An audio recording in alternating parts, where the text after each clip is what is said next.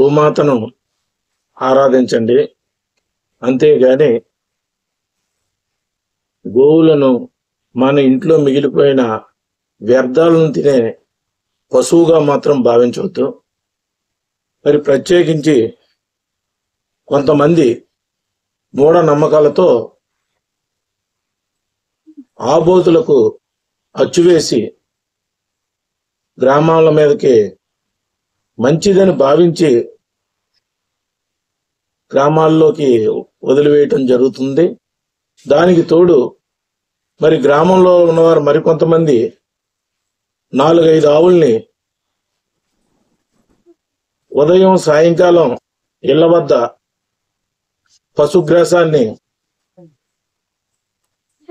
ఆవులకు అలవాటు చేసి ప్రతిరోజు పాలుని తీసుకుని వ్యాపారం చేసుకుంటూ మిగతా సమయంలో ఈ గోవులను రోడ్ల మీదకి వదిలివేస్తున్నారు. ఆ వదిలివేసిన తర్వాత ఆ గోవులు గ్రామంలో ఉండే ప్లాస్టిక్ వ్యర్థాలను ఇతర వ్యర్థాలను తిని అనేకమైన రోగాలకు గురై చనిపోతున్నది. కానీ ఆ దృశ్యాలు చాలా ఉదయవిదారకంగా ఉన్నాయి. మరికొన్ని గోవులు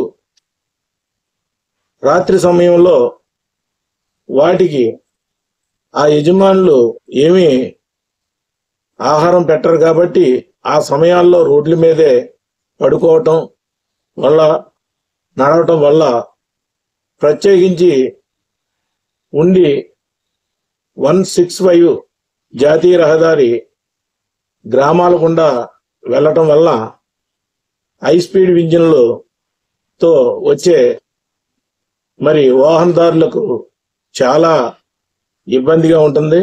అనేకమైన ప్రమాదాలకి గురయ్యి ఇటు ప్రజలకి అటు వాహనదారులకి ప్రత్యేకించి గోమాతలకి అవయవాలు కోల్పోయి మరి ఎంతో ఉదయ విదారకమైన దృశ్యాలు నిత్యం చూస్తున్నాం.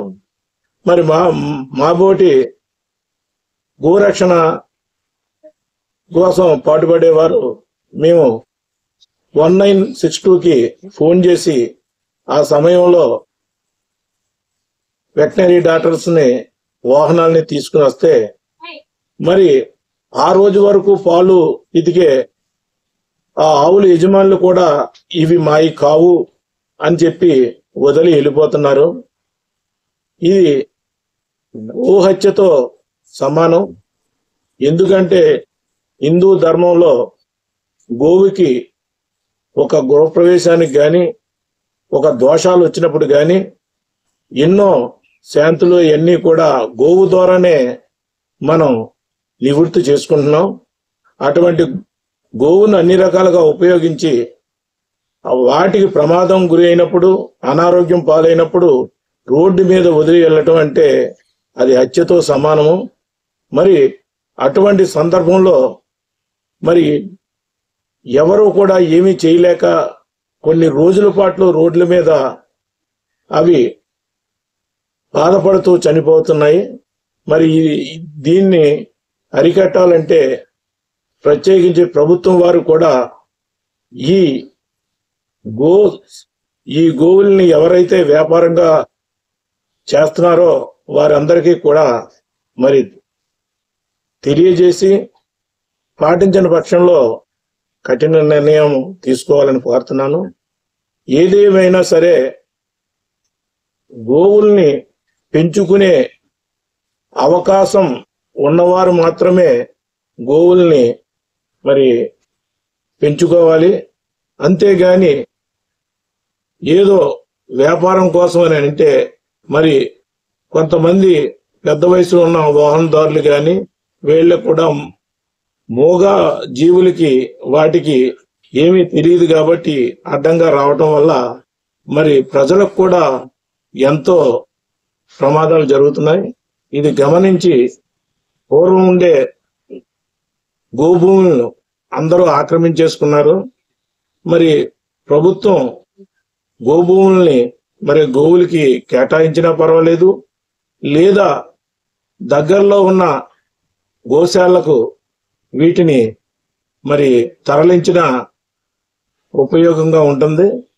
ఆ కళ్ళ ముందు జరిగే అనేకమైన జీవులకు సంబంధించిన ప్రమాదాలని, వాటి అనారోగ్యంతో బాధపడుతూ రోజుల తరబడి మరణిస్తున్న దృశ్యాలను చూస్తుంటే చాలా బాధగా ఉంది. ప్రభుత్వం వారు గోవులకి, పశువులకి హాస్టల్ పెడతానంటున్నారు. హాస్టల్లో ప్రభుత్వం పెట్టగలిగితే మంచిదే.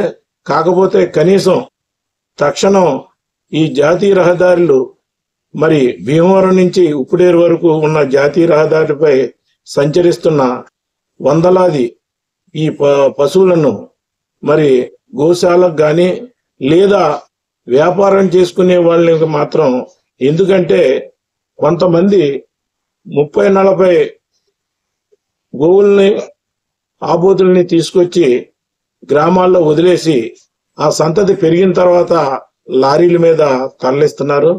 మరి అటువంటి సందర్భంలో మరి వారిపై కఠిన చర్యలు తీసుకోవాలని, మరి హిందూ ధర్మం ప్రకారం, హిందూ శాస్త్రాల ప్రకారం గోవుకున్న ప్రాధాన్యతను మరి కాపాడాలని కోరుకుంటున్నాను.